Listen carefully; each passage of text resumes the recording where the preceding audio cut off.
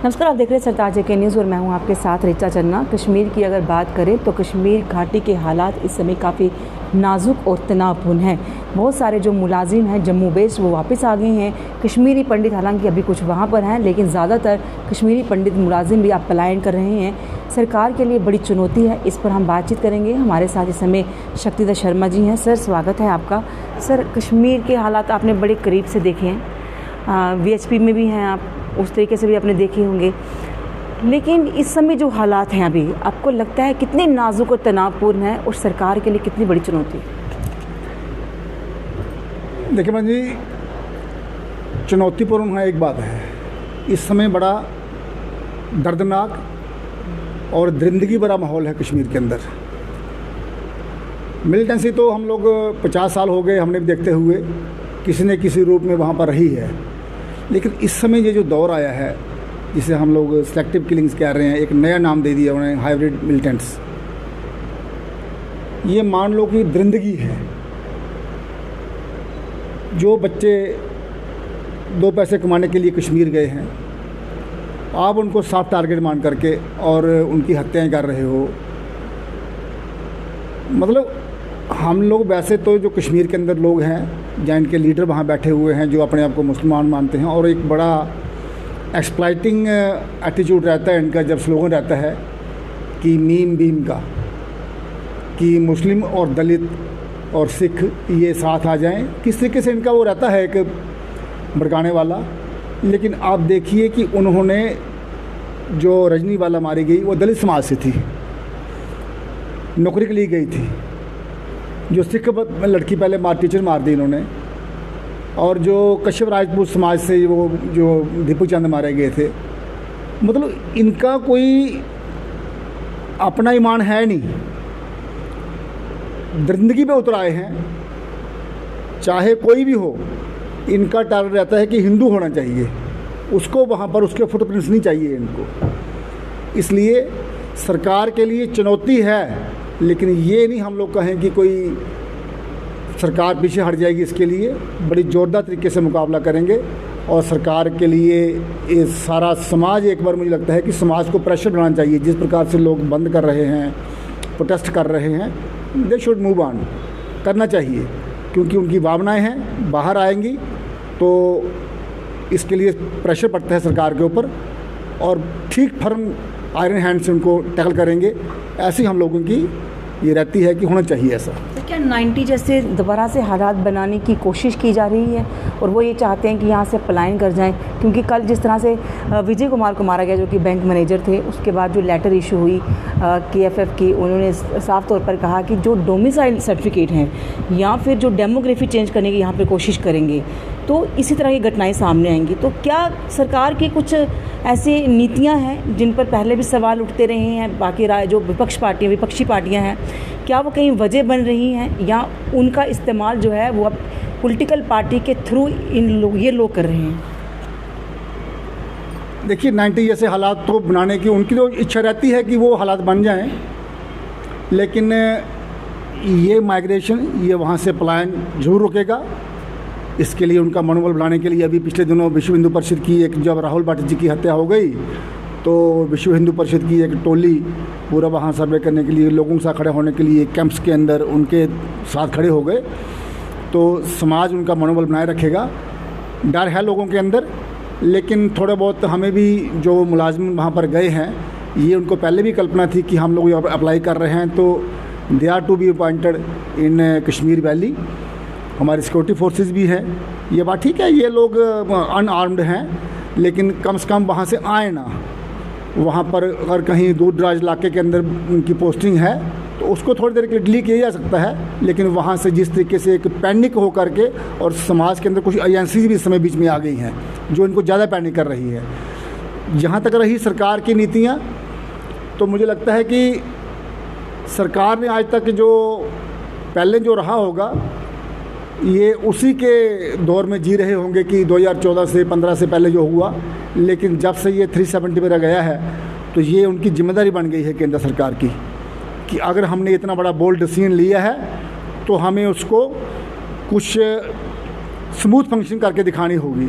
Changes आई हैं, आए कश्मीर के अंदर कश्मीरी पंडित और दूसरे मुलाजिम बैठ कर के प्रोटेस्ट कर रहे हैं जगह जगह पर, तो इतनी लिबर्टी उनको है, टूरिस्ट जा रहे हैं। लेकिन एक बात हमें देखनी चाहिए कि ये जो लोग हैं ये पैसे के पीछे रहते हैं। 200 रुपये का कमरा 2000 में दे देंगे तो खुश हैं। टूरिस्ट यहाँ पर आए, हमें केंद्र से पैसा मिलता रहे, ग्रांट्स मिलती रहें, लेकिन यहाँ पर ये कश्मीर हमारा हिंदुस्तान का एक अंग है, ये यहाँ मान करके कोई ना आए, ये उनकी इच्छा रहती है और ये बहुत बुरी बात है।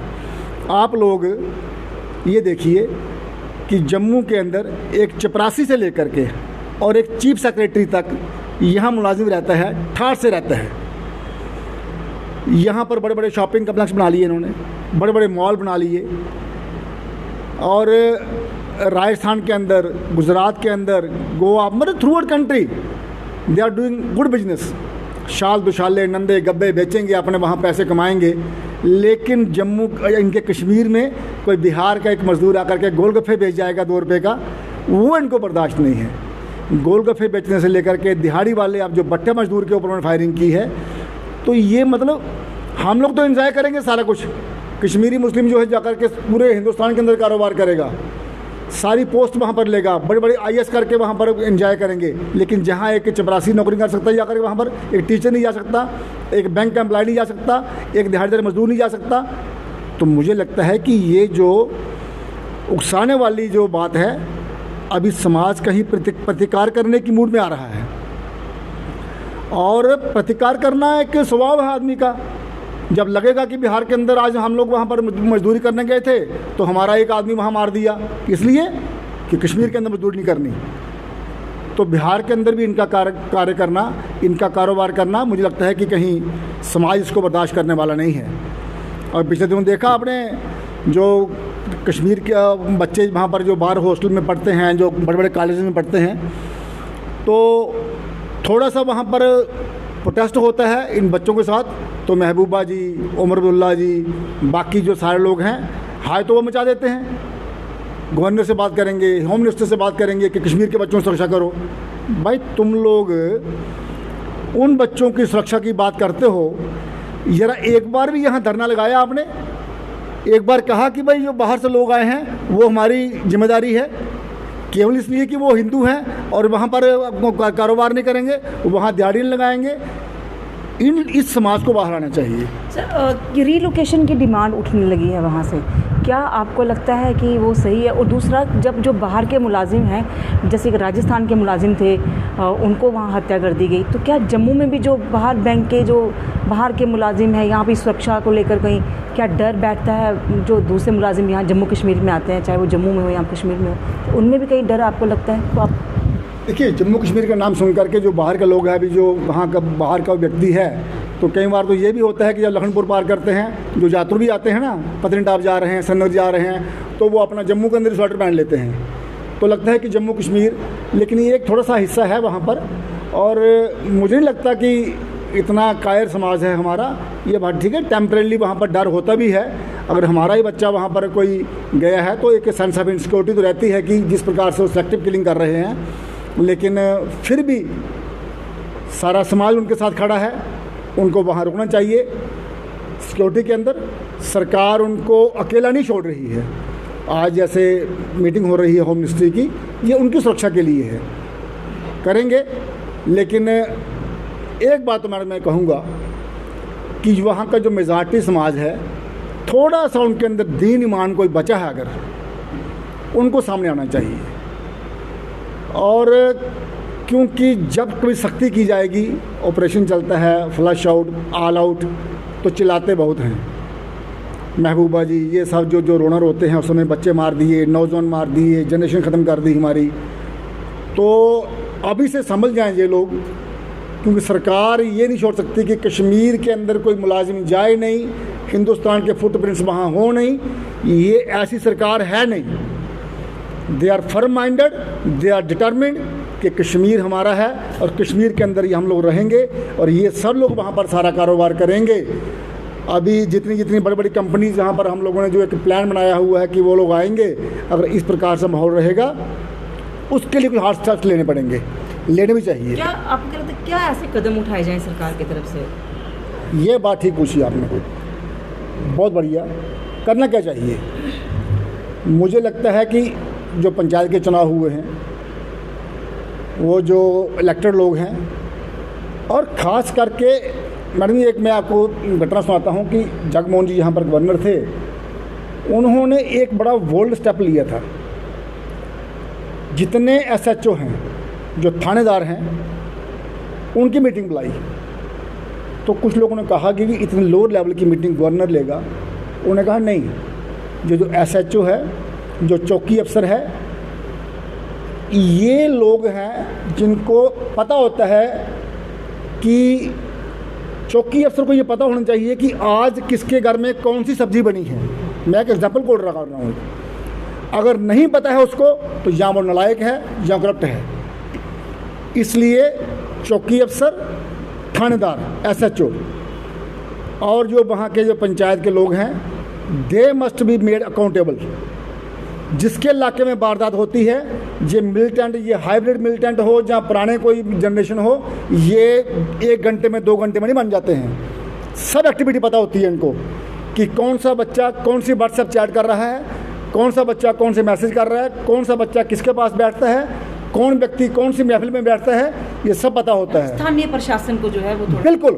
और जो उनके जो अपने ग्रुप्स हैं, जो लोकल उनकी पंचायतें हैं, जो उनके कश्मीरी मुस्लिम समाज है, ये लोग अपने बच्चों के ऊपर निगाह रखें। नहीं तो आने वाले दिनों के अंदर दे विल हैव टू पे।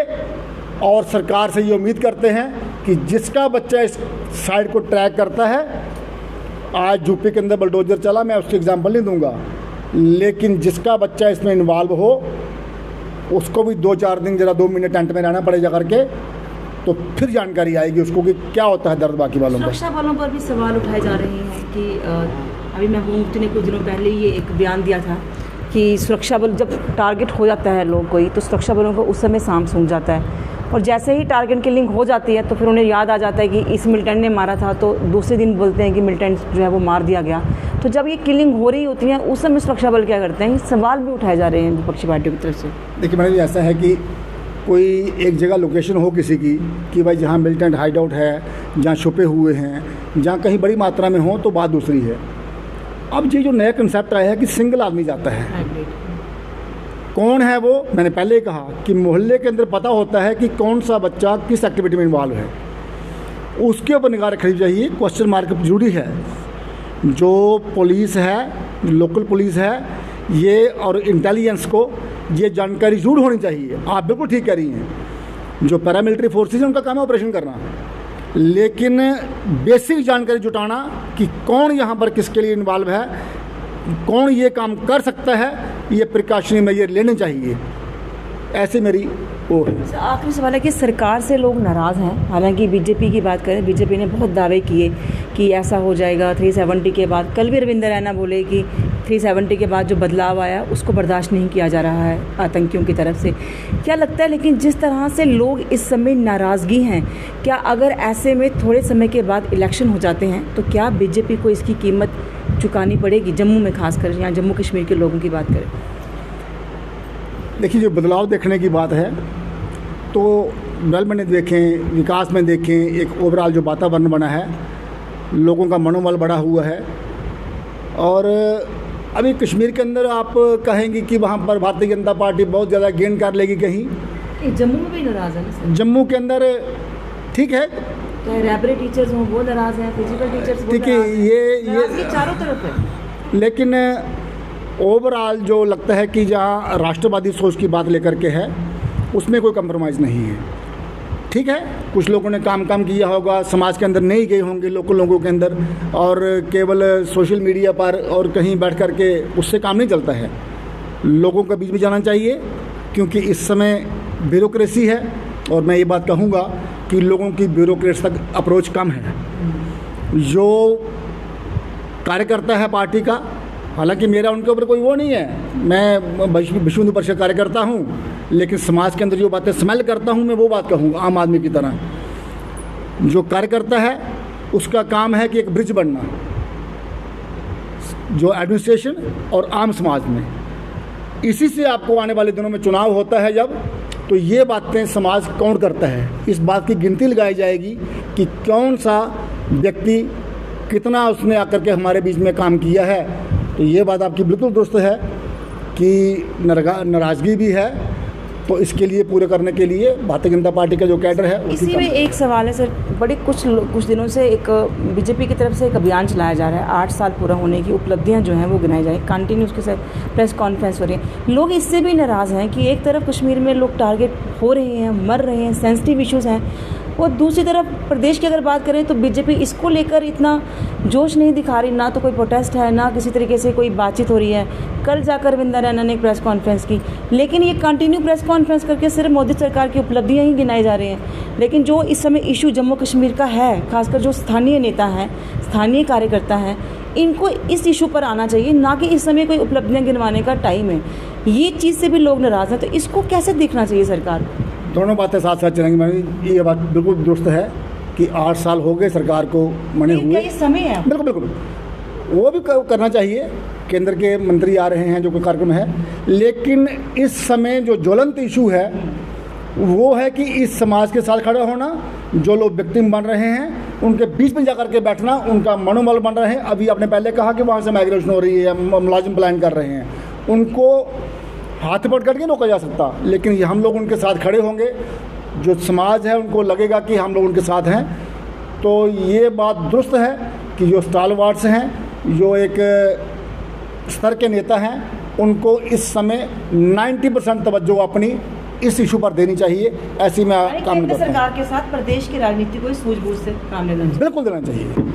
देखिए, ये थे शक्तिधर शर्मा जी, जिन्होंने कहा कि फ़िलहाल जिस तरह के हालात हैं, ऐसे में केंद्र सरकार बहुत कड़े कदम उठा रही है और उम्मीद है कि आने वाले समय में भी कड़े कदम उठाएगी। लेकिन जो प्रदेश सरकार है, उनको भी लोगों के बीच में जाकर लोगों की बातों को सुनना होगा, ताकि जो नाराज़गी इस समय बीजेपी सरकार के प्रति लोगों के सामने आ रही है वो कहीं ना कहीं दूर हो सके। लेकिन जो सबसे बड़ा मुद्दा है वो है इस समय घाटी का, कि लोगों को कैसे सुरक्षा मुहैया करवाई जाए और उनकी सुरक्षा को सुनिश्चित बनाया जाए। कैमरामैन नवीन सूद के साथ रिचा चन्ना, सरताज के न्यूज़ जम्मू।